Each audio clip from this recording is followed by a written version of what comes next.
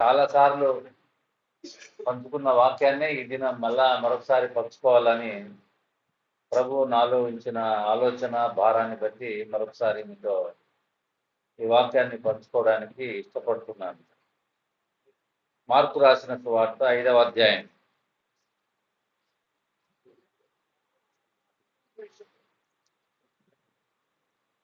మొదటి వచనం నుంచి చదువుతున్నామండి. 20వ వచనం వరకు. వాళ్ళ సముద్రమునకు అద్దరినున్న గెరాసేనుల దేశమునకు వచ్చిరి.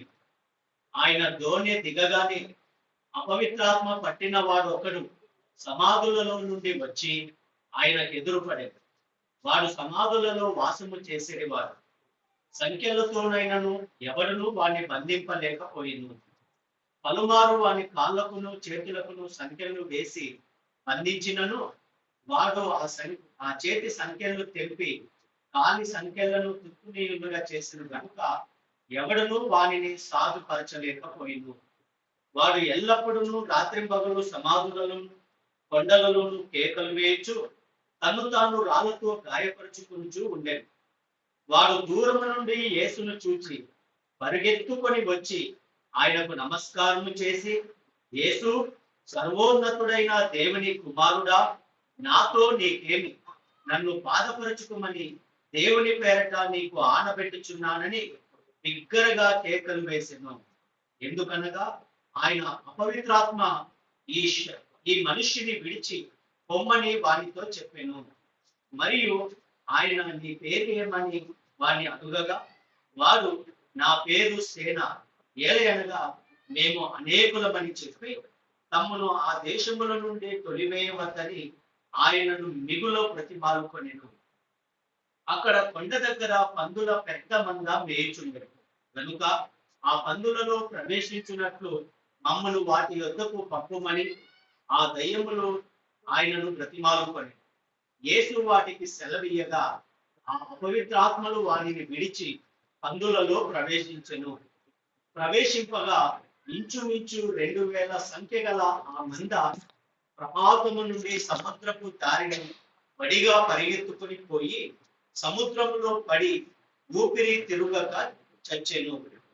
ఆ పందులు మేపుచున్న వారు పారిపోయి పట్టణములోను గ్రామములోను ఆ సంగతి తెలియజేసింది. జనులు జరిగినది చూడవెళ్ళి యేసు వద్దకు వచ్చి సేన అను దయ్యములు పట్టిన వాడు బట్టలు ధరించుకొని స్వస్థ చిత్తుడై కూర్చుని ఉండుట చూచి భయపడేది. జరిగినది చూచిన వారు దయ్యములు పట్టిన వారికి కలిగిన స్థితియు పందుల సంగతియు ఊరి వారికి తెలియజేయగా తమ ప్రాంతములు విడిచిపోమని వారు ఆయనను ప్రతిమాలు కొనసాగిరి.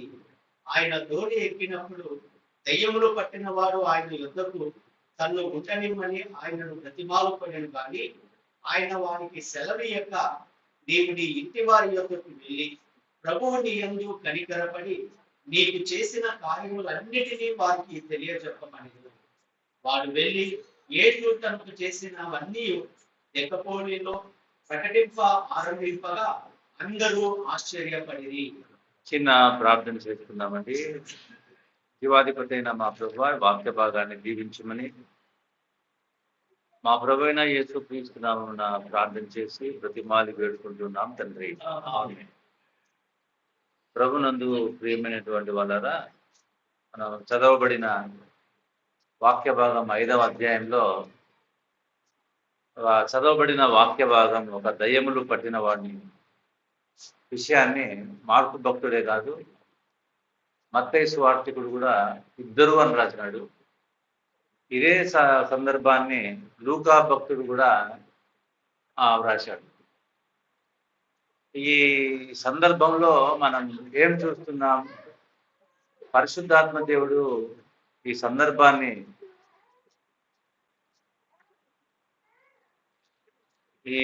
సందర్భాన్ని ఎందుకు ఉద్దేశించి మన కొరకు వ్రాయించాడో అది కూడా మనము గ్రహించిన వారమై ఉండాలి. ప్రభునందు పిల్లరా, ఈ దినాల్లో అయితేనేమి ప్రారంభం నుంచి కూడా దయాలను గురించినటువంటి విషయాలంటే చాలా మందికి చాలా ఇష్టం. వాటిని చూడటము, ఆ ఇడిపించే విధానాన్ని చూడటము, ఇవన్నీ కూడా చాలా మందికి ఉత్సాహంగా చూస్తూ ఉంటారు. అయితే ఈ 5వ అధ్యాయంలో మనము నేర్చుకోవలసినటువంటి అంశం, పరిశుద్ధాత్మ దేవుడు ఎందుకు వ్రాయించాడో తెలుసుకోవాల్సిన అంశం ఏంటంటే, మనము సాతాను తంత్రాలను ఎరిగిన వారమై ఉండాలని. వీటిని సాతాను తంత్రాలను ఎరిగిన వారమై ఉండాలని. చూడండి, ఆ ప్రభు అద్దరి దాటి అద్దరికి వచ్చి ఎవరి కోసం వచ్చాడండి? ఒక్కడే ఒకడు ఇక్కడ ఈ సువార్తలో ఒకడే ఒకడు చాలా కాలం నుంచి పాపము దయ్యములు పట్టి బాధపడుతున్నటువంటి ఆ వ్యక్తి కోసం ప్రభు ఆ గెరాసేనుల దేశానికి, నేను ఎక్కువగా మాట్లాడకుండా నాకున్న అనారోగ్యాన్ని బట్టి కొద్దిగా చెప్పి ముగించడానికి ప్రయత్నం చేస్తాను. ఆ దేశానికి ఆ ఒక్కని కోసం ఆయన రావడం ఎంత ఉదయాన్నే మనం ఆరాధనలో కనికరాన్ని గురించి నేర్చుకున్నాం. అతను కూడా, ఆయనను కూడా ప్రభు కనికరించి, మరి ఎవరు చెప్పలేదు ఫలానా చోట ఫలానా వ్యక్తి ఈ విధంగా బాధపడుతున్నాడు అని ఎవరు చెప్పలేదు. కానీ ఎవరికి తెలుసును? ఆయన సమస్తమును ఎరిగినటువంటి వాడు. కాబట్టి వాటి నుంచి విడిపించడానికి ఆయన ఆ గెరాసేనుల దేశానికి వచ్చినట్లుగా మనలను పాపం నుండి విడిపించడానికి ఆయన పరమును విడి భూలోకానికి వచ్చాడండి. తను తాను తగ్గించుకొని ఆయన ఈ లోకానికి వచ్చాడండి.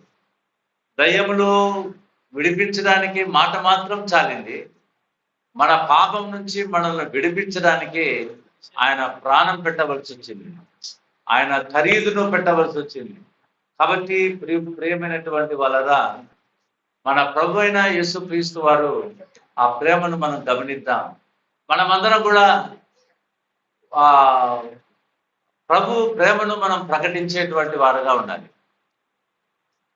ఇక్కడ మనం గమనించినప్పుడు కొన్ని సాతాను తంత్రాలను మనం గ్రహిద్దాం. వాడు ఎప్పుడు ఈ దినాల్లో మనము చాలా మంది మాకు దయ్యం పట్టిందని వాళ్ళే చెప్తారు. ఏమని? మాకు దయ్యం పట్టింది. ఎవరు చెప్తారు? వాళ్ళే చెప్తారు కదా. వాళ్ళకి అవగాహన వస్తూ ఉంది. కానీ మాలో దేవుడు ఉన్నాడని ఎంతమంది చెప్పగలుగుతున్నారు? వాళ్ళల్లో దయ్యం ఉంది అని చెప్పడానికి ఆధారం ఏం లేదు. మాలో ప్రభు ఉన్నాడని చెప్పడానికి దేవుని వాక్య ఆధారం ఉందండి. ఏం ఆధారం ఉంది? చూడండి, ఎఫెసీయులకు రాసిన పత్రిక 1వ అధ్యాయం 13వ వచనం చదువుకుందాం.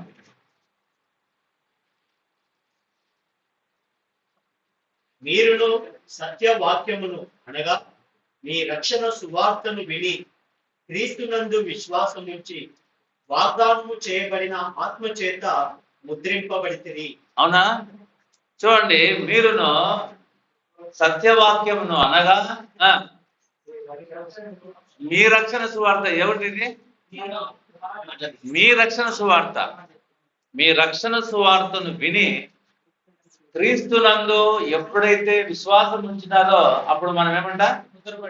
ఆత్మ చేత ముద్రింపబడినాం. గలతీయులకు రాసిన పత్రిక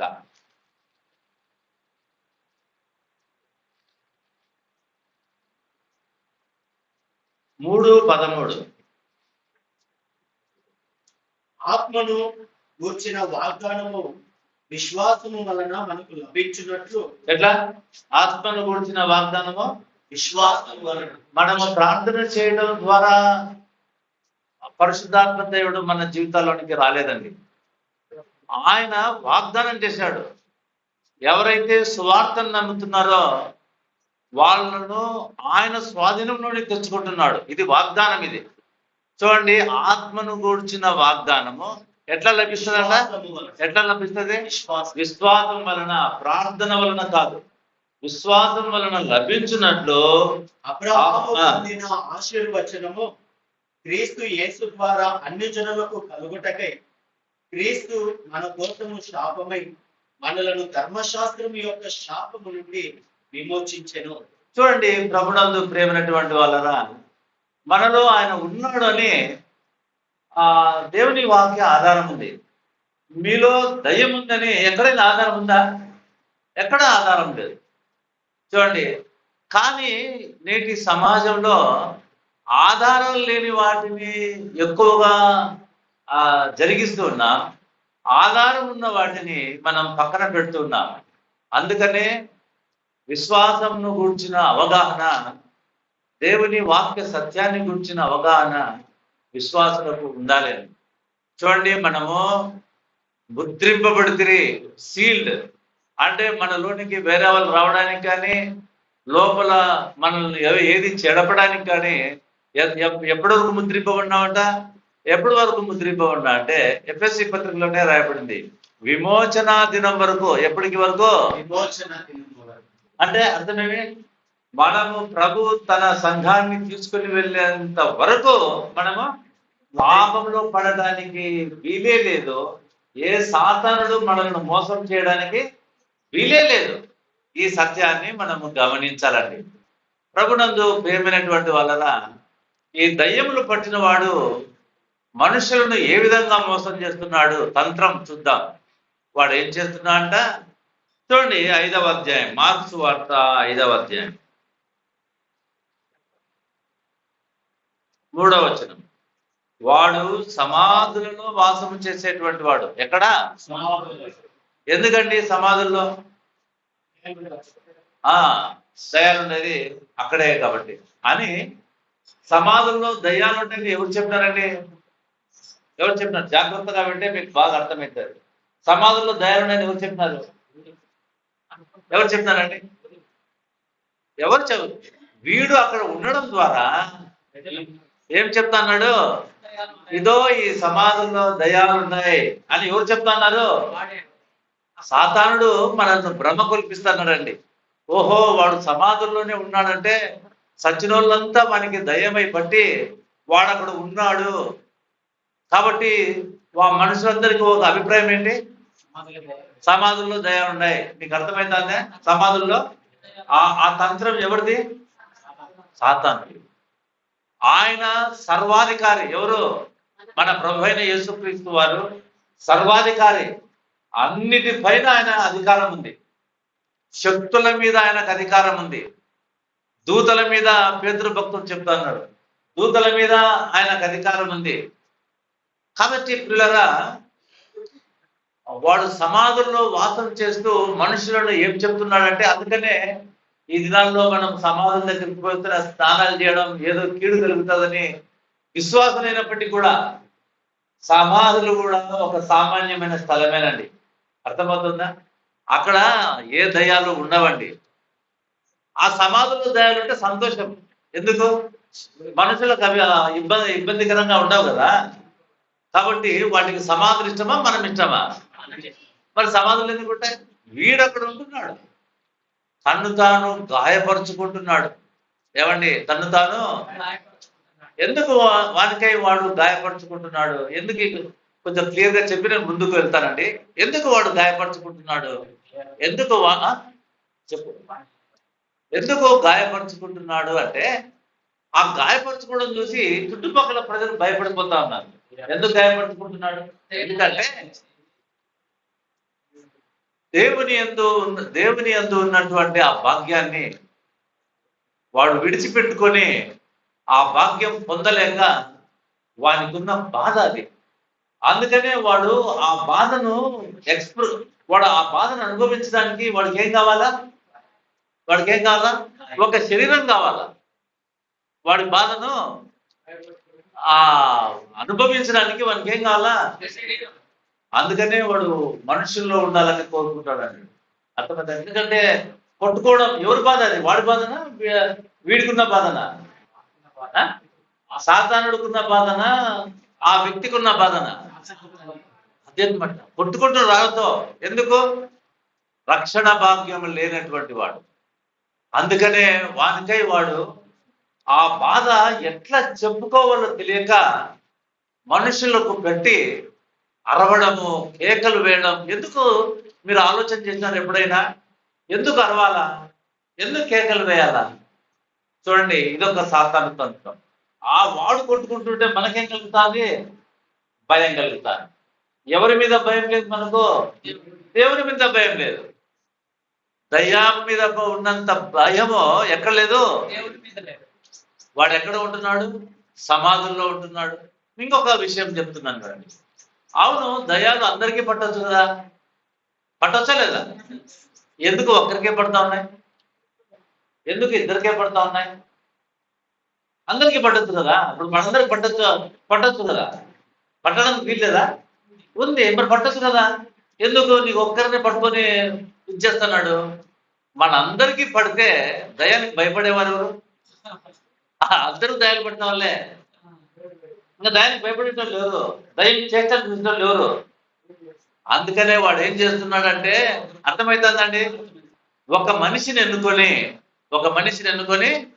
వానికి పడుతూ అనేకులను మధ్య పెడతా ఉన్నాడు. అర్థమవుతుందండి? అనేకులు అందుకని అనేకులు వానికి భయపడతా ఉన్నారు. లేకపోతే మీరు ఎప్పుడైనా ఆలోచించారా? ఎందుకు ఒక్కరికి ఎందుకు పట్టాల? వాళ్ళు ఉన్న లోపం ఏంటి? ఎప్పుడైనా అనారోగ్యమా ఏమన్నా? చెప్పండి, వాళ్ళు ఉన్న లోపం ఏంటి? ఎందుకు వానికి ఒక్కరికే పడుతున్నాడు అంటే, మనందరికీ పడితే దయ్యాన్ని గురించి ఆలోచన చేసే వాళ్ళు ఎవరు? అందరూ దయ్యం పట్టే వాళ్ళమే. అందుకనే వాడు మన ఆలోచనను తప్పించడానికి ఒక్కడికి పట్టి అనేకులను వాడి వైపు, వాడి ఆచారాల వైపు మళ్లించడానికి వాడి ప్రయత్నం. ఇది సాతాను తంత్రం అండి. మంచిది, వాడు ఏం చేస్తున్నాడు? గాయపరుచుకుంటున్నాడు.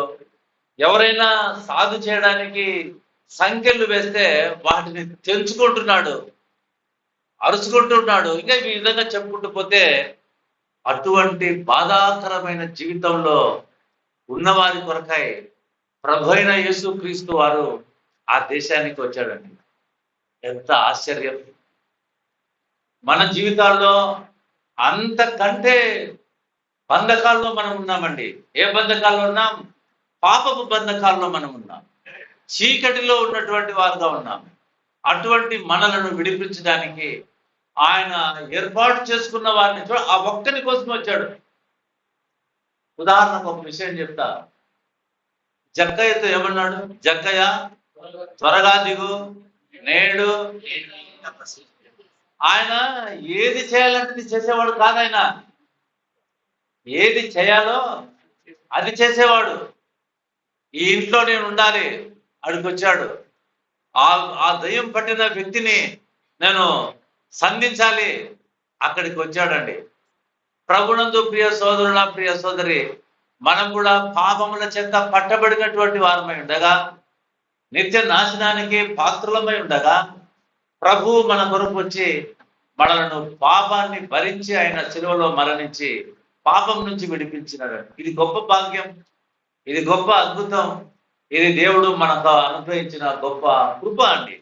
ప్రియ సోదరి సోదరుడా, ఈరోజు ఆమెకు దయ్యం బట్టే, ఈయనకు దయ్యం బట్టే ఏమండి? అవునండి, మీరు గమనించినారు లేదో, కొత్త నిబంధనలో దయ్యాలు విడిపించే విధానం ఎక్కడైనా రాయబడిందా? మీకు రోగం వస్తే ఏం చేయాలో రాయబడింది? సంఘ పెద్దలను పిలిపించండి అని. దయ్యం పడితే ఏం చేయాలని రాయబడింది? మీరు దయ్యాలు విడిపించే వరం కలిగిన వ్యక్తి దగ్గరికి పోవాలని రాయబడిందా?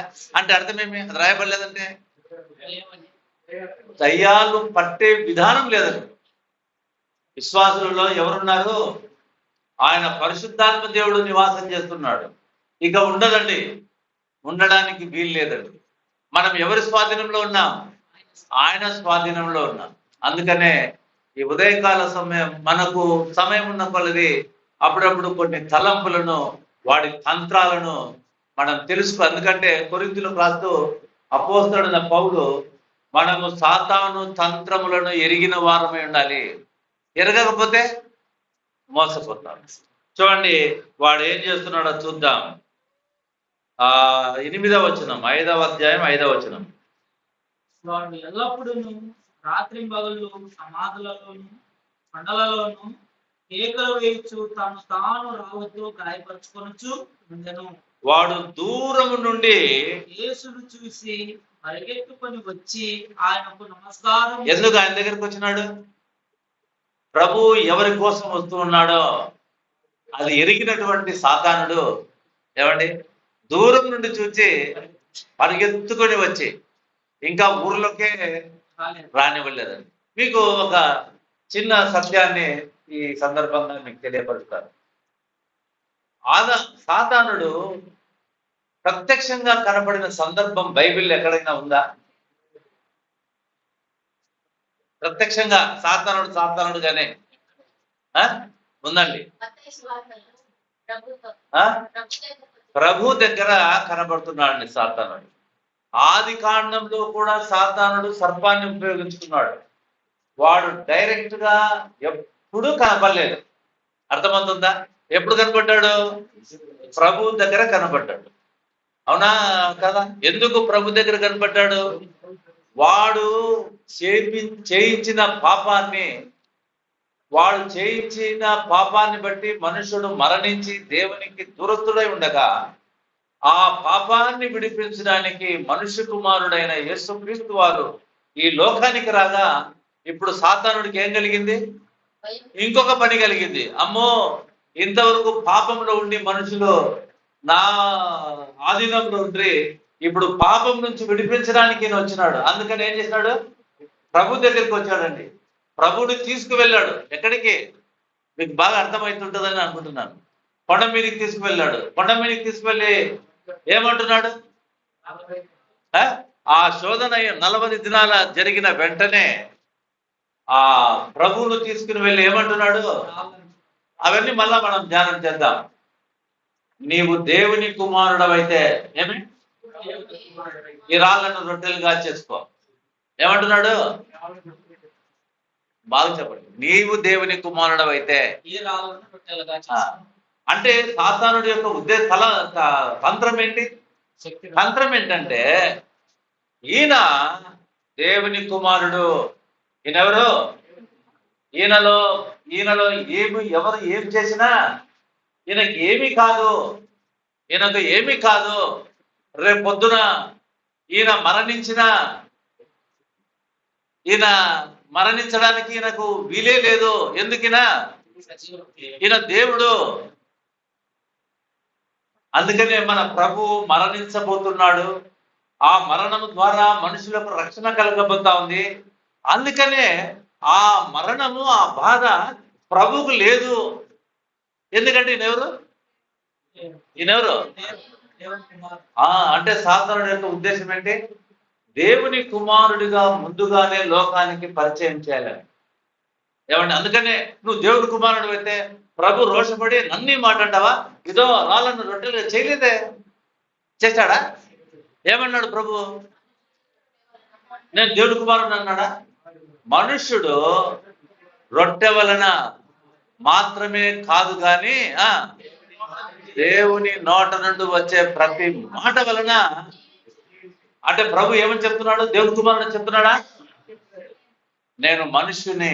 నిజంగా ఆయన మనుష్యుడుగా లోకంలో పుట్టాడండి. ఆయన దేవుడుగా ఉండి మొత్తము విడిచిపెట్టుకున్నాడని కూడా వ్రాయపడిందండి. ఆయన మనిషిగా ఆయన ఏడ్చాడు, ఆయన ఆకలి ఉన్నాడు, ఆయన నడిచాడు. అందుకనే యోహాను సువార్తలో ఆయన సముద్ర తీరమున యేసు నడిచెను, యేసు నిలిచెను అంటే ఏమి? మనిషి నిలుస్తాడు, నడుస్తాడు. దాంట్లో ప్రత్యేకంగా రాసిన అవసరం ఏమిటి? ఆయన మనుష్య కుమారుడు. ఏమండి? అందుకని సాతానుడు ఏం చేస్తున్నాడు? ఈ రాళ్ళను రొట్టెలుగా చేసుకో అంటే ప్రభు ఏమంటున్నాడు? మనుషుడు రొట్టె వలన కాదు, దేవుని నోట నుండి వచ్చే ప్రతి మాట వలన. అంటే సాతానుడి యొక్క ఉద్దేశం ఏమి? ఇప్పుడు చెప్పండి, ఉద్దేశం ఏమి? మీరు చెప్పాలి నాకు. సాతానుడి యొక్క ఉద్దేశం ఏమి?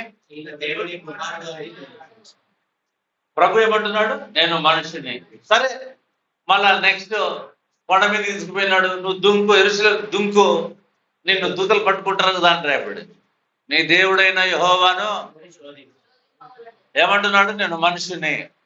ప్రతి మాటలో ప్రభు ఏం చెప్తున్నాడు? ఇక్కడ సాతానుడు ఏమంటున్నాడో చూద్దామండి. 5వ అధ్యాయం 6వ వచనంలో వాడు దూరం నుండి యేసును చూచి పరిగెత్తుకొని వచ్చి ఆయనకు నమస్కారం చేసి, ఆ, యేసు సర్వోన్నతుడైన దేవుని కుమారుడా. ఏమంటున్నాడు? యేసు యేసు సర్వోన్నతుడైన సర్వోన్నతుడైన దేవుని కుమారుడా. ఎవరు చెప్తున్నారు ఆయనకి? ఆడేమన్నాడు? దేవుని కుమారుడు అయితే. ఇక్కడేమంటున్నాడు? సర్వోన్నతుడైన ఆయన దేవుని కుమారుడా. ఎవరు చెప్తున్నారు మరి?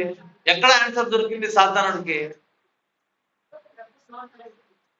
ఎక్కడ ఆన్సర్ దొరికింది?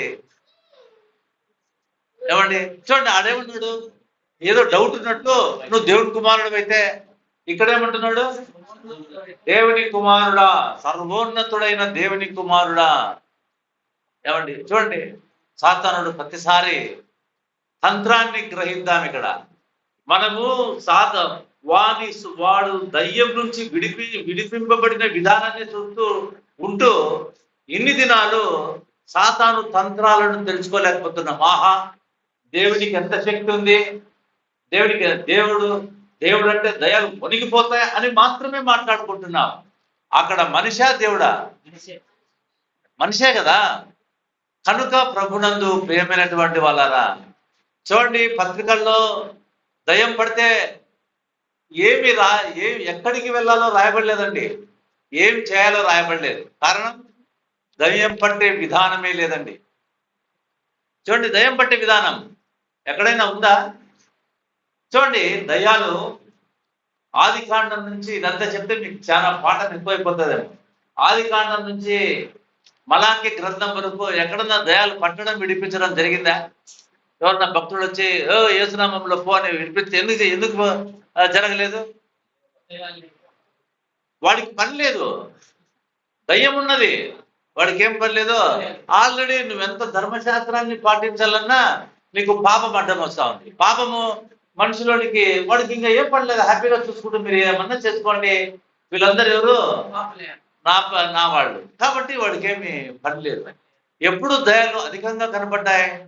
దేవుడు యేసు ప్రభు లోకంలో, చెప్పమ్మా, లోకంలో ఇంకా బాగా చెప్పాలా, ఆయన 30 సంవత్సరాలు వచ్చేంత వరకు ఏ దయ్యం కనపడలే. ఎప్పుడు కనపడినాయి? ఆయన బాప్తిస్మం తీసుకున్నాడు, పరిచర్య ప్రారంభం చేశాడు. అప్పుడు ఎక్కడికి పోయినా ఎక్కడికి పోయినా దయాలు కనపడుతూ ఉన్నాయి. ఎందుకు అడ్డం వస్తున్నాయి? కాదండి, ఇక్కడ కూడా సాతాను యొక్క తంత్రాన్ని ఎరిగిన అనిల్ పెట్టండి. సాతాను తంత్రాన్ని ఎరిగిన వారమై ఉండాలి. ఇక్కడ కూడా ఏమి సాతాను తంత్రం? ఆయన దేవుని రాజ్యాన్ని గురించి ప్రకటించకోకుండా ఏం చేస్తానే అవి ఊగి అర్థం చేస్తా ఉన్నాయని. అర్థమైతుందా? అందుకనే విశ్వాసులు, దేవుని పిల్లలు సాతాను తంత్రాలను ఎరిగిన వారై ఉండాలి. ఉదాహరణకు ఇక్కడ ఎవరికైనా దయ్యం పట్టింది అనుకోండి, నేనేం చేస్తా? రామ్మ కూర్చో అని చెప్పేసి యేసునామంలో పోతున్నాను అను. ఆమె ఎంత టైం తీసుకుంటుంది? అర్ధగంటకు మీరు అలసిపోయి ఉంటారు, ఇంకా వాక్యం వింటారా? వెళ్ళిపోతారు. అంటే ఆ సాతానుడు ఏం చేస్తున్నాడు? విననీయకుండా చేస్తా ఉన్నాడు. అర్థమవుతుందా? అందుకనే ఆయన పోయిన చోటల్లా ఈ దయ్యాలు దేవుని వాక్యాన్ని ప్రకటించకుండా. కాబట్టి ప్రభునందు ప్రియమైనటువంటి వాళ్ళరా, అందుకనే కొత్త నిబంధనలో పాప పరిహారం కలుగుతుంది. కాబట్టే ఆయన పరిచర్యను అడ్డుకోవడానికే ఏమండి ఈ దయ్యాలు, సాతానుడే, వాడి దూతలే, ఇంకా ఎవరో కానండి. తర్వాత కూడా మళ్ళా మనము ధ్యానం చేద్దాం. అయితే ఇప్పుడు ఈ సాతానుడు ఏమంటున్నాడు చూడండి, చదవండి. నాతో నీకేమి, నన్ను బాధపరచుకుమని దేవుని పేరట నీకు ఆనబెట్టుచున్నానని బిగ్గరగా కేకలు వేసాను. ఎందుకు? ఎట్లేసినాడ? బిగ్గరగా దూరం నుండి చూచి ఏమండి పరిగెత్తుకొని వచ్చి ఆయనకు నమస్కారం చేసి, యేసు సర్వోన్నతుడైన నాతో నీకేమి, నన్ను బాధపరచుకోమని దేవుని పేరట నీకు ఆనబెట్టుచున్నానని బిగ్గరగా. ఎందుకు బిగ్గరగా కేకలు వేస్తా ఉంది? ఎందుకు బిగ్గరగా? ఆ దూరం ఉండేటంతా వాళ్ళ దగ్గరికి మామూలు చెప్పచ్చు కదా, నన్ను ఎందుకు బాధ పెడతా? ప్రభు బాధ పెడుతున్నాడా? మరి ఎందుకు ఆ మాట? అబద్ధికుడు. ప్రభు బాధ పెడుతున్నాడా? చెప్పండి. ఏం చేస్తున్నాడు? నన్ను బాధపరచుకో అంటే ఆ వినే వాళ్ళంతా ఏమనుకోవాలా? ఓహో, ఈయన ఎవరో. కాబట్టి నన్ను బాధపరుస్తున్నాడు ఈయన, ఈయన ఎంత దుర్మార్గుడు అని ప్రజల యొక్క భావాన్ని మార్చడానికి బిగ్గరగా కేకలు వేస్తా ఉన్నాడు. దేవుడు అంటే ఎట్లా ఉండాలా? సమాధానకరంగా ఉండాలా. సర్వోన్నతుడైన దేవుని కుమారుడా, నన్ను బాధపరచుకుమో. బాధపడుతున్నాడా ప్రభు? వాడికై వాడు బాధపడుతున్నాడా? చెప్పండి. వానికే, వాని పేటు వానికి, వాని విధి వానికి. కాబట్టి పిల్లరా, అందరూ బిగ్గరగా కేకలు వేస్తేనే అందరి ఇవి 3 అధ్యాయాలు, మార్కు సువార్త 8వ అధ్యాయంలో రాయబడింది, లూకా సువార్త 8వ అధ్యాయంలో రాయబడింది. మీరు ఇంటికి వెళ్ళి ధ్యానం చేయండి. ఇంకా వాళ్ళు ఆ భక్తులు రాసిన విషయాలు, ఈ భక్తులు రాసిన విషయాలు మనకు అనేకమైన విపులంగా మనకు వస్తాయి. అప్పుడు సత్యం మనలను స్వతంత్రులుగా చేస్తుంది. ఇప్పుడు పిల్లలు ఆ రూమ్ లేకపోవడానికి మనం దయ్యం ఉంది అంటాం, వాడు ఇంకా ఆ రూమ్ లేకపోడు. కానీ ఆ దయ్యం లేదని నిరూపిస్తే వాడు ఎట్లుంటాడు? ఆ దయ్యము పట్టదని నిరూపణ చేస్తే మనం ఇంకా దయ్యాలకు భయపడతా ఉంటామా? చెప్పండి. ఎందుకు? మనలో ఎవరున్నారు? ఇది చాలా మంది చెప్పడం లే. మీ ఇంట్లో ఈ రూమ్ లో దయ్యం ఉందంటే నమ్ముతా ఉన్నారు. అర్థమైందా? సేవకులని పిలువబడేటువంటి వారు దయ్యాలు విడిపించి చాలా అతిశయపడతా ఉంటారు, వాళ్లకు ఫేమ్ అవుతా ఉంటారు అనమాట. ఏమండి? కాబట్టి ప్రభునందు ప్రేమైనటువంటి వాళ్ళరా, ఇది గమనిద్దాం.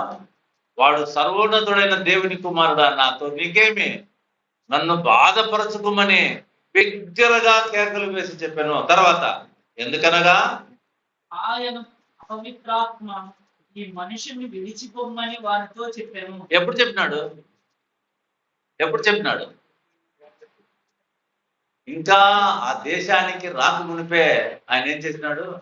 ఇదిగో నేను వాని కోసం వస్తున్నాను, వాడిని విడిచిపెట్టి వెళ్ళిపో. అందుకనే ప్రభు ఆ ఒడ్డున దిగగానే ఎందుకు పరిగెత్తుకొచ్చినాడు? ఆల్రెడీ ప్రభు ఏం చెప్పినాడు? ఇదిగో నేను వాని కోసం వస్తున్నాను, వాడిని వదిలిపెట్టు. అర్థమవుతుందా అండి? ప్రభు మన కోసం వచ్చినాడు అన్న దానికి నిదర్శనం ఇదేనండి.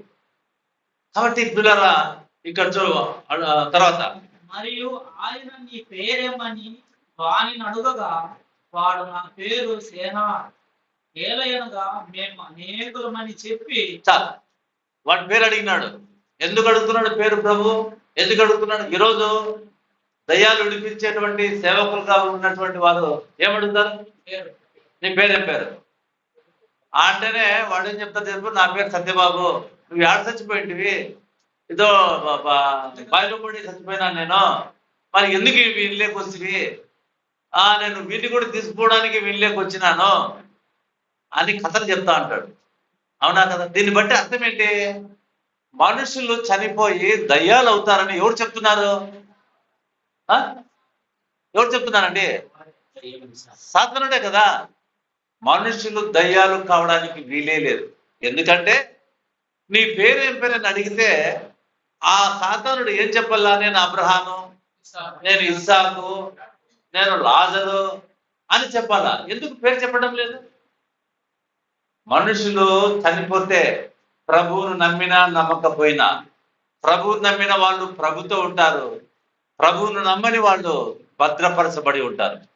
మనం ఇంకొక ఉదాహరణ కూడా చూడుతున్నాం. ఇదిగో భూలోకంలో నాకు 5 సహోదరులు ఉన్నారని ఎవరు చెప్తున్నారు? ధనవంతుడు చెప్తున్నాడు. అక్కడికి వెళ్తే మా వాళ్ళు కూడా రక్షింపబడతారు కదా అని.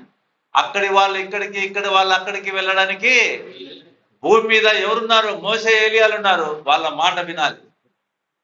ప్రభునందు పిల్లరా, సాతానుడు ఈ దినాల్లో నీ పేరేం పేరు? అందుకనే మనం ఏం చేస్తున్నామంటే, వీడు మా వాళ్ళు చనిపోయి దయ్యాలు అవుతున్నారని చెప్పేసి దినాలు ఎందుకు చేస్తున్నాం?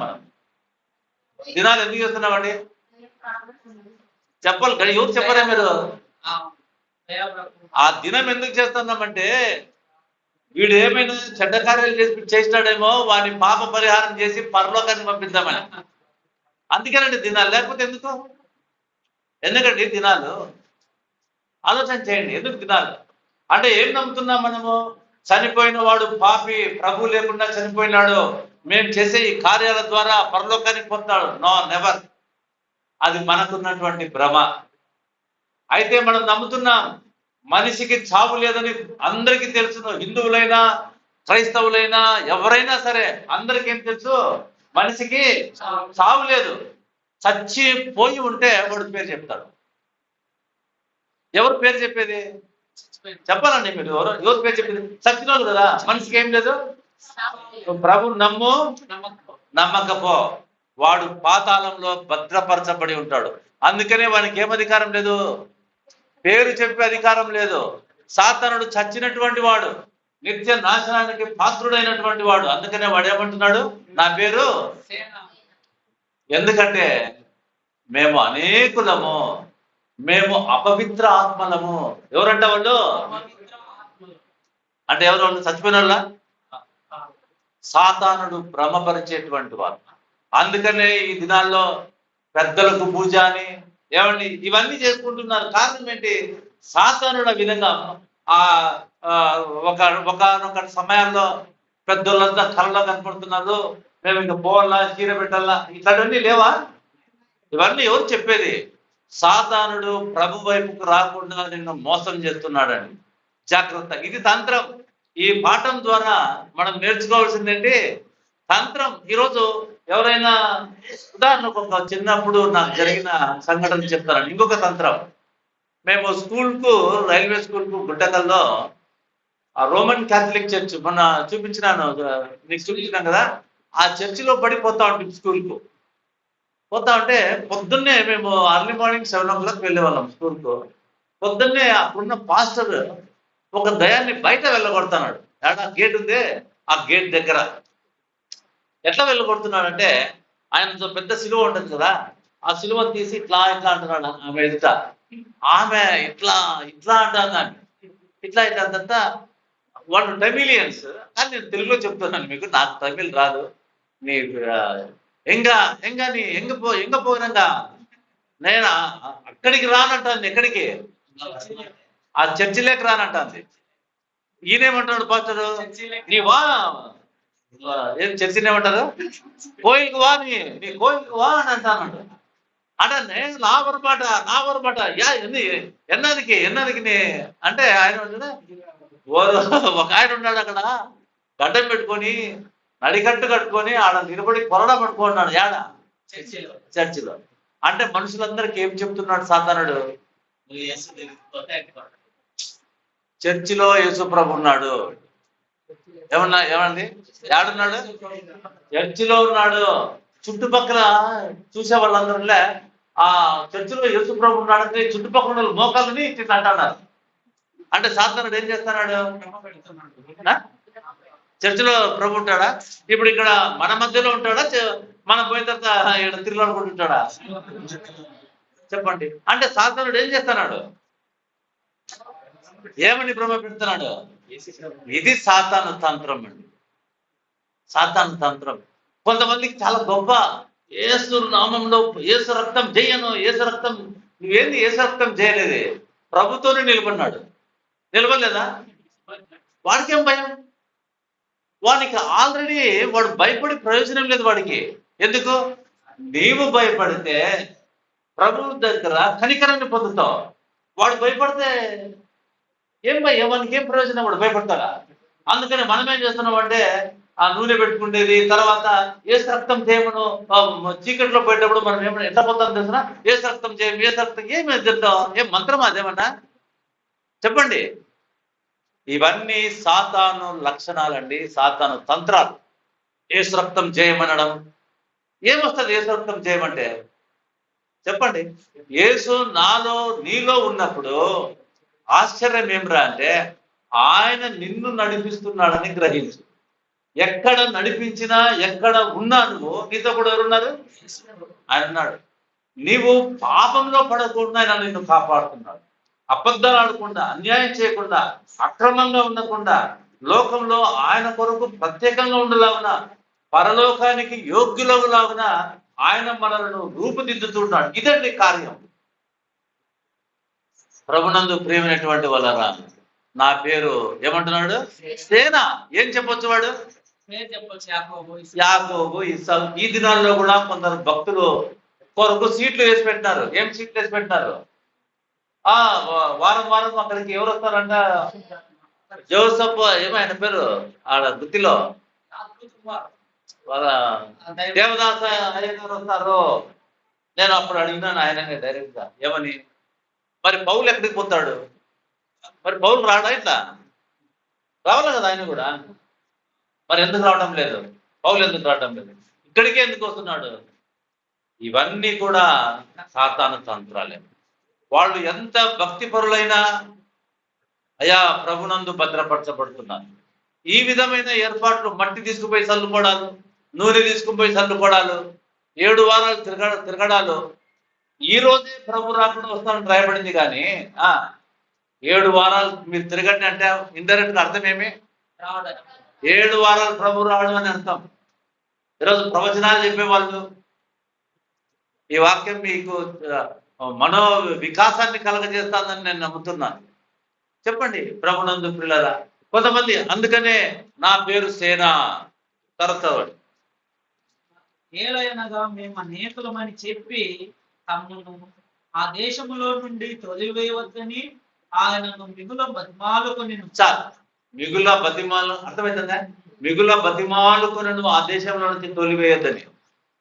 సరే, దేవునికి లోపడ్డాయి కదా ఈ దయ్యాలు. మరి ఎవరు రమ్మంటే లోపలికి వచ్చినాడు ఆయనలోకి? మీకు అర్థమవుతుంది? ఇప్పుడు నన్ను ఈ దేశంలో తోలివేద్ది అంటున్నాడు కదా, ఓకే అంటే మొత్తం నీ ఆజ్ఞ చొప్పునే మేము చేస్తున్నాము. మరి ఆయనలోకి పర్మిషన్ ఇచ్చినాడు ప్రభు, నువ్వు ఆయనలోకి పోని. మరి ఎవరు పిలవకుండానే వచ్చినాడు. ఇప్పుడేమంటున్నాడు? మమ్మల్ని ఆ దేశంలో నుంచి తోలివేయద్దు అంటే చుట్టుపక్కల ఉండే వాళ్ళకి ఏమర్థం? ఈయన దయ్యాలు పంపించేవాడు, ఆడికి ఈడికి ట్రాన్స్ఫర్ చేసేవాడు అని అర్థం. అంటే సాతానుడు ఏం చేస్తున్నాడో చూడండి.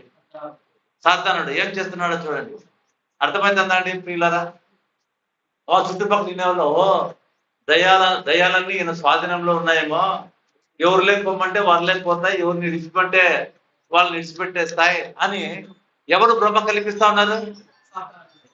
ఈ దినాల్లో ఎక్కువ క్రైస్తవ జీవితాల్లో ఈ కార్యాలు ఎక్కువ ఉన్నాయండి. వారు మన ఇళ్ళలోకి వచ్చి, ఇదిగో ఆడ దయ్యం ఉంది, ఈ మూల దయ్యం ఉంది, ఆ మూల దయ్యం ఉంది. మా ఇంట్లోకి ఇట్లనే ఒక ఆయన వచ్చినాడండి, ఒక అబ్బాయి. తాజ్ మహల్ బొమ్మ ఉంటే, అన్నా అంకుల్ ఏం అంకుల్ అది పెట్టుకున్నారు? ఏమి నాకు ఆశ్చర్యంగా అడిగినాను. అడిగితే దాంట్లో అదేం తెలుసా అన్నారు. నాకు తెలుసు, ఏమది? అది సమాధి. అది సమాధి కాదయ్యా, అది బొమ్మ. ఏమి అది బొమ్మ? దాంట్లో సాతానుడు ఉంటాడు, దాంట్లో ఉంటే సంతోషము, యాడుంటే కష్టము, దాంట్లో ఉంటే సంతోషం కదా. ఇట్లా బోధకులు వచ్చినారండి ఈ దినాలు. ఇట్లా బోధకులు వచ్చినారు. మన యొక్క మనస్సును కలుషితం చేసేటువంటి బోధలు లోకంలో మెండుగా ఉన్నాయండి. మన ప్రభు సర్వాధికారి. ఆయన మనలను దేవుని కుమారులుగా ఆయన అధికారికంగా మనల్ని చేసుకున్నాడండి. కనుక ప్రభునందు ప్రేమైనటువంటి వాళ్ళరా, ఇక్కడ మనం గమనిద్దాం. చదవండి బ్రదర్. ఇంకా కొండ దగ్గర పందుల పెద్ద మంద వేయుచుండెను కనుక ఆ పందులలో ప్రవేశించినట్లు మమ్మల్ని వాటి ఎందుకు పంపమని ఆ దయములో ఆయనను బతిమాలుకొని. చాలు. ఇక్కడ సాతానుడు ఏం చేస్తున్నాడు? కొంచెం కూర్చోమ్మా. ఆ సాతానుడు ఏం చేస్తున్నాడు అంటే, ప్రభువా ఇదిగో ఆ కొండ దగ్గర పెద్ద పందులు ఉన్నాయి కదా, మేము దాన్ని లేకపోతాం. మనకేం కనపడుతుంది? బా మన దేవుడు ఎంత శక్తివంతుడు రా అని మనం అనుకుంటున్నాం కదా. మేము ఆ పందుల దగ్గరికి మేము వెళ్తాము, మాకు అవకాశం ఇచ్చే, మమ్మల్ని ఇప్పుడే పాతాల్లో కానీ పంపొద్దు. ప్రభు అది వేరే సువార్తలో రాయబడింది. సాతానుని పాతాళంలో పంపడానికి లోకానికి రాలే. ఎందుకోసం వచ్చినాడు? మన పాపాలు క్షమించడానికి వచ్చినాడు. సాతానుడు ఏం చేస్తున్నాడు? ఈయన అందరినీ పాతాళంలోకి పంపించినాడని మోసం చేస్తాను.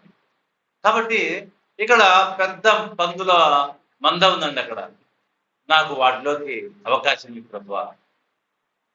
సరే, ప్రభు ఏమన్నాడు? ఎస్, మీరు వెళ్ళండి. వెళ్ళిపోయినాయి. ఎన్ని చచ్చిపోయినాయి పందులు? ఎన్ని చచ్చిపోయినాయి అంటే ఎన్ని ఆత్మలు? అవన్నీ దురాత్మలు.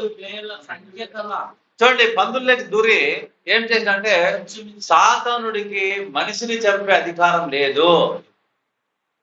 మనిషిని చంపే అధికారం లేదు. అవి దయ్యాలు పట్టి పందులను చంపలేదండి. జాగ్రత్తగా మీరు చదవండి. మార్గం తప్పించినాయి. ఏం చేసినాయి? ఏ మార్గం తప్పించినాయి? సముద్రంలోకి వెళ్ళే మార్గంలోనికి పెట్టాయి. అవి దానికి ఏం తెలుసు? అది సముద్రంలోనికి ఉరిగి ఆ పైనుంచి పడి ఏమైనవి? సాతాను చంపిందా? అవి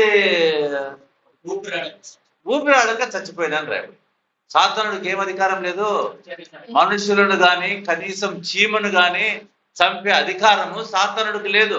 అయితే ఒకని ఎదుట సరి అయినదిగా కనబడే మార్గం ఉంది, తుదకు అది మరణమునకు దారి తీస్తుంది. కాబట్టి అవి మార్గం తప్పించినాయి. అమ్మా, ఈ దినాల్లో మార్గం తప్పించే బోధలు ఉన్నాయి. మార్గం తప్పించే బోధలు ఉన్నాయి. ఇదిగో, ఎక్కువ మనుషులు ప్రేరేపింపబడేది ఈ సాతాను వ్యవహారాల్లోనే. ఇది జాగ్రత్త. నీవు ఆయన కుమారుడు, మనం ఆయన కుమారులమైనప్పుడు ఆయన మనలో ఉన్నాడు.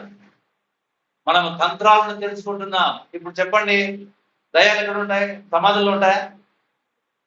సమాధుల్లో. ఇప్పుడు మీకు తెలుసు కాబట్టి మీరు ఎప్పుడైనా పోతారు సమాధులే. అది తెలియనంత వరకు ఆడ మీ ఇంటి దగ్గర కూడా పడి చేస్తే కూడా బయటికి రాదు. ఇంకా ఎందుకంటే వాడు తిరుగుతూ అంటాడు ఇక్కడ లైట్ పట్టా కింద అని చెప్పేసి. అది జరగని కార్యం అండి. ప్రభునందు ప్రియమైనటువంటి వాళ్ళ, సాతానుడే, పడిపోయిన వాని దూతలే ఇదిగో ఈ దయ్యాలుగా మనుషులను ఆకారాలను తీసుకొని వాడు మనతో మాట్లాడుతున్నట్లు ఎవ్వరు చనిపోయిన వాళ్ళు ఆ విధంగా. ఎందుకనే ఈ సత్యాన్ని మనము గ్రహించేటువంటి వారుగా ఉండాలి. సరే, మంచిది. ఇంకా మనకు సమయం ఎక్కువ లేదు కాబట్టి ఇంకా చదివినావా బ్రదర్? ఆ పెద్ద పందుల్లోనికి పోయినాయి. చూడండి, ఆ పందుల్లోనికి పోతేనే పందులన్నీ ఏమైపోయినాయి? ఊపిరాడక చచ్చిపోయినాయి. ఇక్కడ సాతాను తంత్రాన్ని గమనిద్దాం. సాతాను తంత్రం ఏమిటా అంటే, ఆ పందులు వ్యాపారం, మంచి వ్యాపారం. పందులు ఏంటి? మంచి వ్యాపారం. ఎక్కడ దెబ్బ కొట్టినాయి? వ్యాపారం మీద దెబ్బ కొట్టినాయి.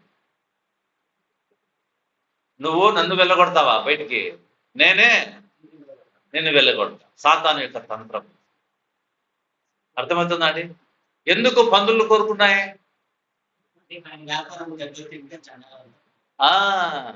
ఇది సాతాను తంత్రం అండి. పెద్ద వ్యాపారం పందులకి. ఏమండి, మేము పందులు లేకపోతాం అంటే ప్రభుకు తెలీదా? అయ్యో, వాళ్ళ వ్యాపారం దెబ్బతింటే నన్ను వీళ్ళు పంపించేస్తారని ప్రభుకు తెలీదా? తెలిసి ఎందుకు అనుమతించినాడు? అయితే నీ ఎదుట జీవ మార్గం ఉంది, మరణానికి మార్గం ఉంది. నువ్వు నీ ఇష్టంగా కోరుకోవాలా. ఆయన ఇష్టంగా మనల్ని ఎవరిని బలవంతం. నువ్వు ధనాన్ని కోరుకుంటున్నావా? జీవాన్ని కోరుకుంటున్నావా? నువ్వు ధనాన్ని కోరుకుంటున్నావా? అది నీ ఇష్టం, అది జీవనాధారం. ఈ దినాల్లో చాలా మంది ప్రభుని నమ్ముకున్నది దేనికోసం? జీవనాధారం కోసమే. అమ్మో, నన్ను ఎస్సీగా ఏడ కనుక్కుంటారో అని కనపడకుండా తిరిగేటోళ్ళు ఉన్నారు. మాకు ఉద్యోగాలు రాకుండా పోతాయని చెప్పేసి భయపడే వాళ్ళు ఉన్నారు. ఉద్యోగం ఎక్కడ తీసేస్తారన్న ఎవరు నమ్మటం లేదు. ఎక్కడ ప్రభువును మనం గణపరచాలో అక్కడ ఆయన మనం ఏం చేస్తున్నాం? హీనం చేసేస్తాను. అయ్యా, మేము పొరపాటున చేసినాం, మమ్మల్ని మేము ఇంకొకసారి చేయం అని మనం చెప్పుకుంటున్నాం. అంటే అర్థం ఏంటి? ఎవరు ఆడ హీనమైంది? నీవా? నిన్ను రక్షించిన ప్రభువా? అయితే ఇదే పేతురు యోహానులు ఏమన్నారంటే, మా దేవుని మాట వినకోకుండా మీ మాట వినడము న్యాయమా? మేమది జరగదు. మరి మనం ప్రభువును ఏ విధంగా మహిమపరుస్తూ ఉన్నాం? సరే, ఆ పందుల మంద వెళ్ళి ప్రపాతంలో పడి చచ్చిపోయినాయి. ఆ ఊర్లో ఉండే జనులంతా వచ్చినారు అక్కడికి. వచ్చి పందులకు జరిగింది, ఆ వ్యక్తికి, దయ్యం పట్టిన వ్యక్తికి జరిగింది చూస్తారు. చూసి వాళ్ళు ఏం కోరుకోవాలా? కానీ వాళ్ళు ఏం కోరుకుంటున్నారు? అరే వాడు ఎట్లంటా ఉంటే మాకేమి, ఆ వ్యాపారం దెబ్బతినిందా? ప్రభువా మమ్మల్ని విడిచిపెట్టి వెళ్ళిపో. ఎందుకో తెలుసునా? మా వ్యాపారం దెబ్బతింది. 2000 పందులు, ఒక్కొక్క పంది విలువ అయితే తెలుసునా? ఆ 2000 పందులు చనిపోతే మా వ్యాపారం ఏం కావాలా ప్రభువా? నువ్వు వెళ్ళిపో. ఇది సాతాను తంత్రం అండి. అయితే స్వస్థపడినటువంటి వాడు, వాని గురించి రేపటి చదువు. జనులు జరిగినది చూడ వెళ్ళి యేసునందుకు వచ్చి సేనాను దయ్యములు పట్టిన వాడు బట్టలు ధరించుకొని స్వస్థచిత్తుడై వచ్చిండుట చూసి భయపడ్డారంట. ఎప్పుడు భయపడలే? అప్పుడు అల్లరి చేసినప్పుడు భయపడలే కదా, ఇప్పుడు భయపడ్డారంట. ఎందుకు? బట్టలు కట్టుకొని స్వస్థచిత్తుడై. స్వస్థచిత్తుడు అంటే మంచి ప్రేమ. వాడు ఇంతకు మునుపు ఉగ్రుడు, పళ్ళు కొరికేవాడు, ఎవరన్నా చూసా మిందికి వచ్చి గొంతు పిసికేటోడు. ఇప్పుడు స్వస్థచిత్తుడై ప్రేమతో, వాడు అందరినీ ప్రేమతో. ఏమండి ఇప్పుడు చెప్పండి ప్రియులారా, నిజంగా దయాలు ఎవరికి పట్టినాయి చెప్పండి? ఇప్పుడు మీకు మీకు క్విజ్ ఎవరికి పట్టినాయి? నిజంగా దయాలు ఎవరికి పట్టినాయి చెప్పండి? ఎవరైతే ప్రభువును వెళ్ళిపోతున్నారో, అర్థమవుతుందండి ప్రియ సోదరుడా? వీడేం చేస్తున్నాడు? ప్రభు పాదాల దగ్గర కూర్చున్నాడు. ప్రభు ఎందుకు పాదాల దగ్గర కూర్చున్నాడు? ఇక మీదట నా బాధ్యత నీదే.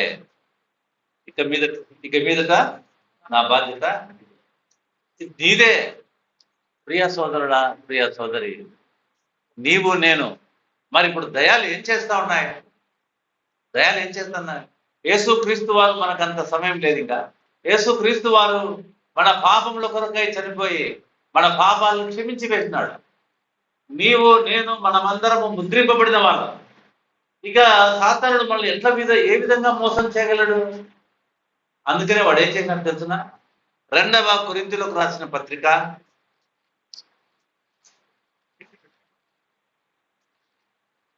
11వ అధ్యాయము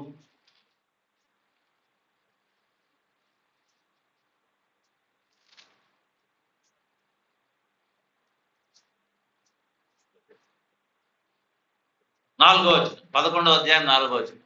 ఏలయనగా వచ్చిన వాడెవడైనను మేము ప్రకటింపని మరి యొక్క యేసును ప్రకటించినను, లేక మీరు పొందని మరి యొక్క ఆత్మను మీరు పొందినను, మీరు అంగీకరింపని మరి యొక్క సువార్త మీరు అంగీకరించినను, మీరు వానిని గూర్చి సహించుట యుక్తమే. ఏం ప్రకటింపబడుతుంది కొరింథీ సంఘంలో? మరి యొక్క యేసు, మరి యొక్క సువార్త, మరి యొక్క ఆత్మ. ఇది ఎప్పుడైనా గమనించినారండి ప్రియ సోదరులారా? అంతా ఒకటే. మరి యొక్క యేసు, మరి యొక్క సువార్త, మరి యొక్క ఆత్మ. జాగ్రత్తగా ఉండాలి. అందుకనే మనము ఎన్నుకున్నటువంటి మార్గము సర్వ సత్యమైనది.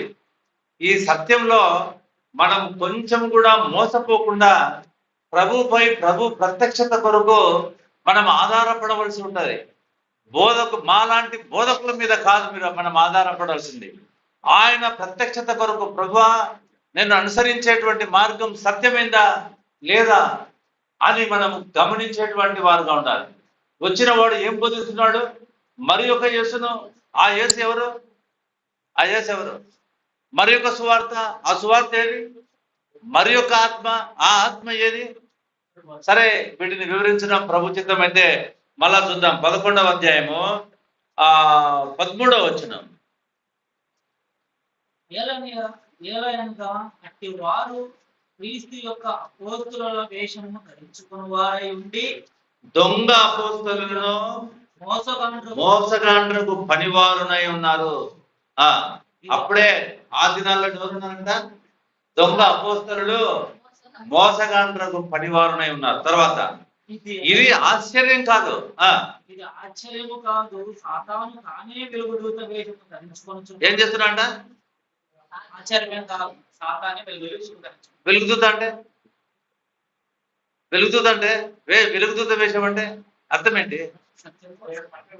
బైబిల్లో వెలుగుదూత ఎవరు? గబ్రియలు. ఏమండి, ఎవరు వేషం ధరించుకుంటున్నాడు? గబ్రియల్ ఏం చెప్తున్నాడు? వర్తమానాన్ని జరగబోయే దాని గురించి చెప్తున్నాడు. ఎవరు? గబ్రియల్ దూత. వీడేం చెప్తున్నాడ? అంటే ప్రవచనాలు చెప్పేస్తున్నాడు అనమాట. అర్థమైందండి? సాతానుడు తానే ఇంతవరకు ఎట్లా ఉన్నాడు? ప్రభు కాలంలో దయ్యాలు పట్టేవాడుగా ఉన్నాడు. ఇప్పుడు ఉదాహరణకు త్వరగా ముగిస్తా. ఇప్పుడు నాకు ఒక 10 దయాలు పడ్డాయి అనుకోండి, నా రక్షణలో నుంచి నన్ను తప్పించగలుగుతాయా? తప్పించలేవు. ఇంతకు మునుపు రక్షణలోనికి రాకుండా బోధ వినిపించేది కాదు. ఇప్పుడు ప్రభు చనిపోయిన తర్వాత అందరికీ రక్షణ కలిగింది కాబట్టి ఇప్పుడు ఏం చేస్తున్నాయి? ఆ రక్షణలోనికి నువ్వు రాకుండా అబద్ధకరమైన బోధన బోధిస్తాను. అందుకనే మీకు అర్థమైంటది అనుకుంటున్నాను. చాలా జాగ్రత్తగా వినల్లా. ఇది ఆశ్చర్యం కాదు, సాతానుడు తానే వెలుగుదూత వేషము ధరించుకొనుచున్నాడు కనుక చదవండి. కనుక వాని పరిచారకులను నీతి పరిచారకుల వేషం ధరించుకొనుట గొప్ప సంగతి. వాని పరిచారకులు ఎవరు? సాతాను ఆత్మలే. ఏమండి? ఆత్మలే. ఈ ఆత్మలే ఏం చేస్తున్నా తెలుసిన? దేవుడు పిలిచిన ఆత్మలుగా కనపడుతున్నాయి. మరి ఒక ఆత్మ అంటే వీడే ఒక ఆత్మను చూపించి, ఇదిగో ఎన్ని కార్యాలు, వాడి పట్ల ఎన్ని కార్యాలు, దేవుని ఆత్మని నమ్మించే ప్రయత్నాలు. ప్రభునందు ప్రియ సోదరుడు, ప్రియ సోదరి, చాలా విషయాలు పరిశుద్ధాత్మ దేవుడు మనతో మాట్లాడినాడు. ఇది ఆశ్చర్యం కాదు. సాతానుడు వెలుగుదూత వేషం ధరించుకొనిచున్నాడు. కాబట్టి వాడు ఏం చేస్తున్నా అంటే, ఈరోజు బైబిల్ వాక్యం పట్టుకొచ్చే ప్రతి బోధకుడి దగ్గరికి, ప్రతి చర్చి దగ్గరికి మనము దిక్కులేని వాళ్ళ మాదిరి తిరగడానికి వీలే లేదండి. ఇప్పుడు ఉదాహరణకు మా ఇంట్లో బిర్యానీ తిన్నావు నువ్వు, ఓకే, బాగా తిన్నావు కదా, మళ్ళీ పక్కింటికి పోతేనే బిర్యానీ పెడతాను. తింటావా? ఎందుకు తిన్నావు?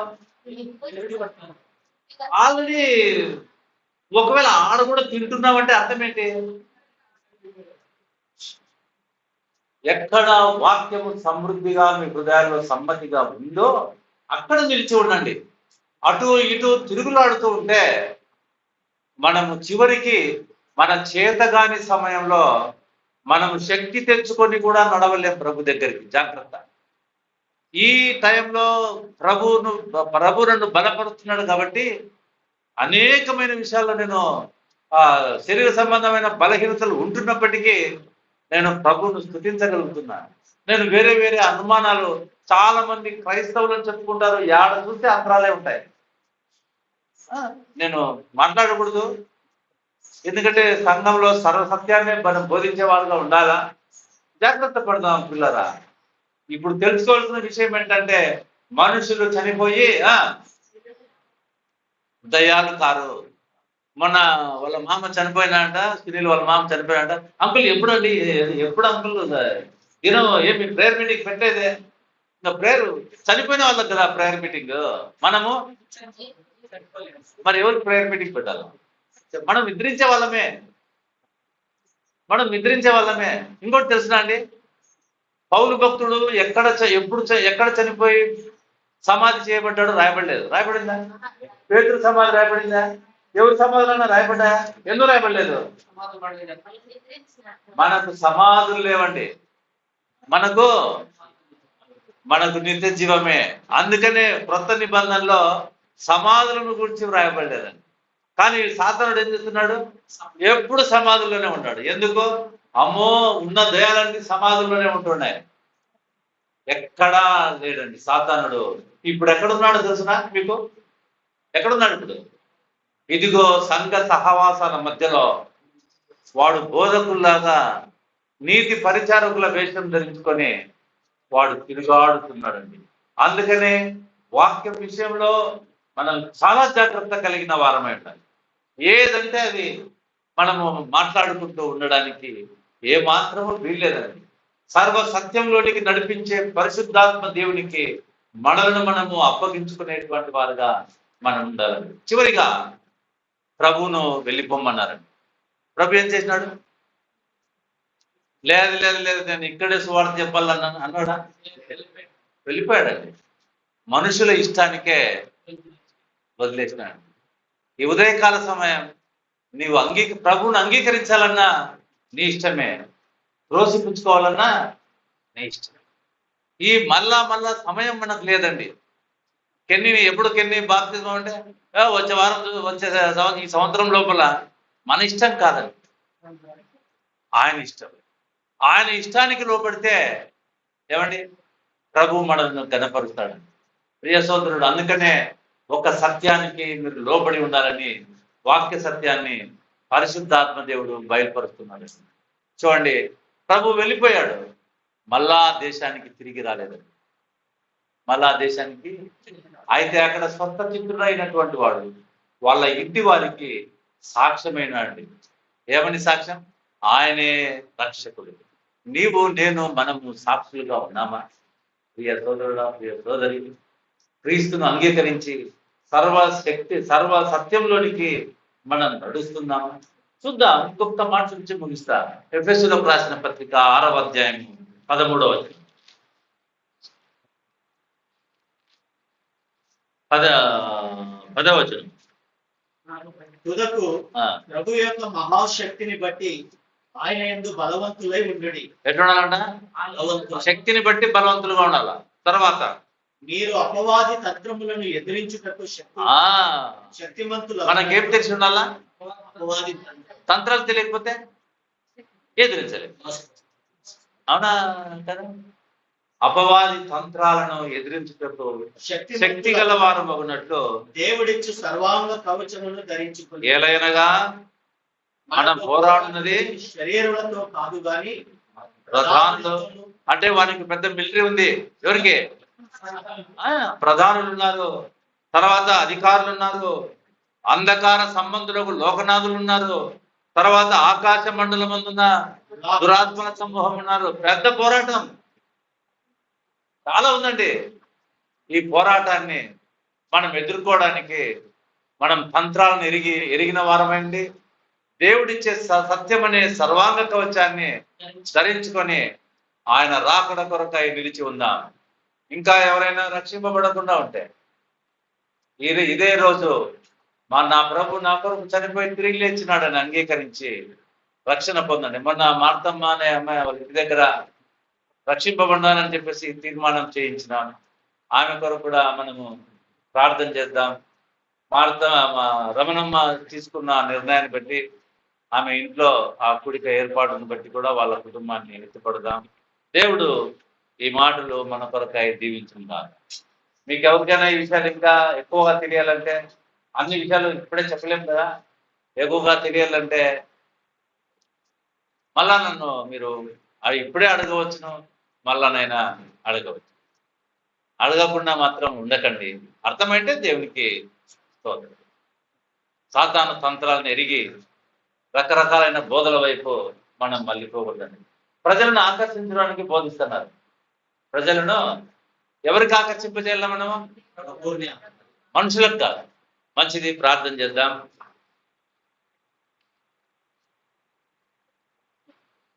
రా నారాయణ స్వామి, ప్రార్థన చేద్దురా. ఏం ఆ మూలకు పోయినట్టు ప్రార్థన చేద్దురా.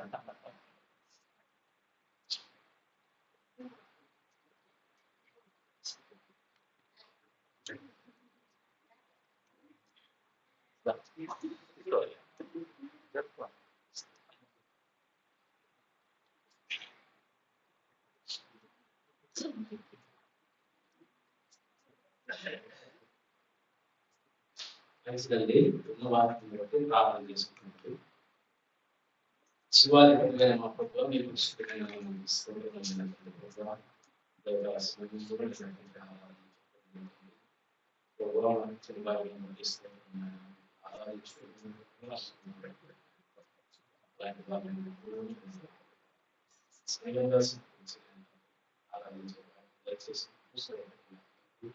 దేవాలయం విపక్షంలో నిలబెట్టుకుని నేను అదే విధంగా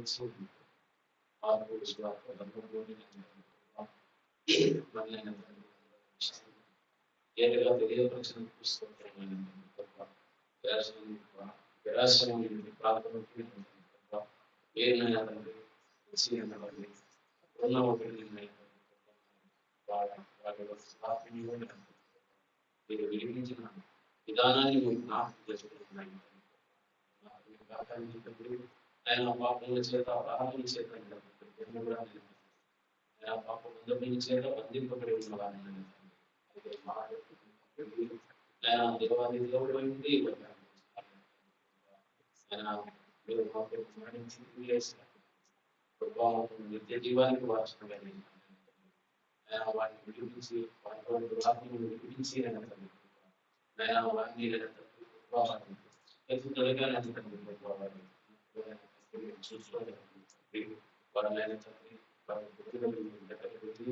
ఆయన తండ్రి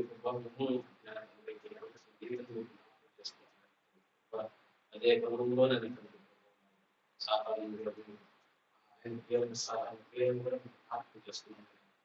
వారి బంధము ఎదిగి మీరు ఎలా ఉన్నారో ఈ పాఠం ద్వారా ఈ దినాల్లో ప్రచారులుగా జ్ఞాపకం చేసుకుంటున్నాను. ఎలా నడుచుకోవాలో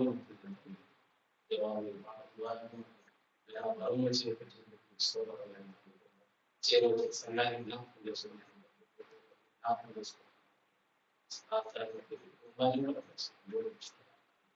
మన తిన్నాను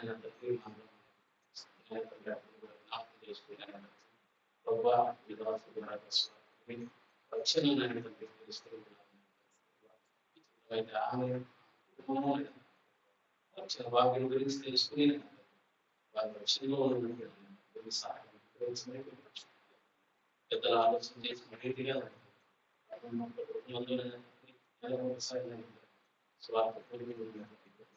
ఆ పరిచయం